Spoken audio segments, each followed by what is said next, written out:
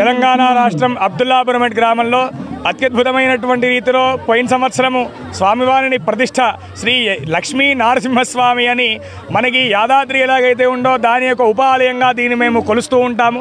ఈ సంవత్సరానికి స్వామివారి బ్రహ్మోత్సవాలు సాక్షాత్తుగా ఉదయం నుంచి పురుషదూక్త విధానంగా ఆరాధన జరిపించి ఆ తర్వాత మధ్యాహ్నం మహానైవేద్యము ఈ యొక్క అబ్దుల్లాపురం గ్రామంలో ఉన్నటువంటి శ్రీ నరసింహస్వామి యొక్క మహిమ ఎంత విశేషము అంటే సంతానము లేని వారికి సంతానము, వివాహం కానటువంటి వాళ్ళకి వివాహము కల్పించేటువంటి స్వామి అది యొక్క అబ్దుల్లాపురం లక్ష్మీ నరసింహస్వామి.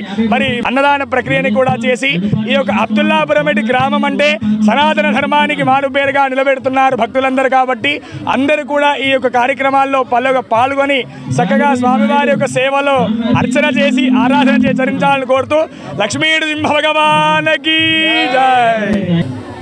ఈరోజు మన అబ్దుల్లాపూర్ మెట్ గ్రామంలో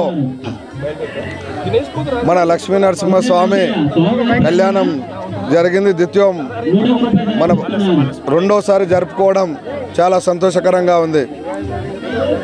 ఈ లక్ష్మీ నరసింహస్వామి అబ్దుల్లాపురంలో మన గ్రామంలో ఉన్న అందరికీ భక్తులకు చల్లగా చూడాలని ఇక్కడ అంగంగ వైభవంగా ఈ కళ్యాణం జరగడం చాలా సంతోషకరం.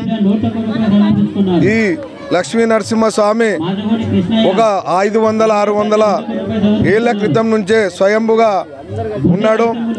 అది ఇక్కడ అంతా పెద్దలు కలిసి ఇది లక్ష్మీ నరసింహస్వామిని ఈరోజు ఒక పోయిన ఇయర్ ప్రతిష్ట చేసుకొని ఈరోజు కూడా ద్వితీయ కళ్యాణం జరపడం చాలా సంతోషకరంగా ఉన్నది.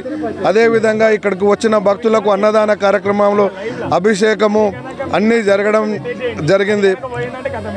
ఈ లక్ష్మీ నరసింహస్వామి ఇక్కడ ఉన్న ప్రజలందరినీ చల్లగా చూడాలని మరీ కోరుకుంటూ మా గ్రామాన్ని కానీ మా మండలంలో కానీ అందరూ ప్రజలు చల్లగా ఉంటారని కోరుకుంటూ సెలవు తీసుకుంటున్నాను. జై లక్ష్మీ నరసింహస్వామికి జై. అబ్దుల్లాపూర్ మెట్టు గ్రామంలో గత సంవత్సరము లక్ష్మీ నరసింహస్వామి అండాలమ్మ సమేత లక్ష్మీ నరసింహస్వామిని ప్రతిష్ట చేసుకోవడం జరిగింది. అదేవిధంగా 2వ వార్షికోత్సవాన్ని ఇక్కడ నిర్వహించడం జరిగింది. మార్నింగ్ నుంచి ఇక్కడ ఉదయం నుంచి పూజా కార్యక్రమాలు, అభిషేకము, అలాగే హోమాలు జరగడం జరిగింది.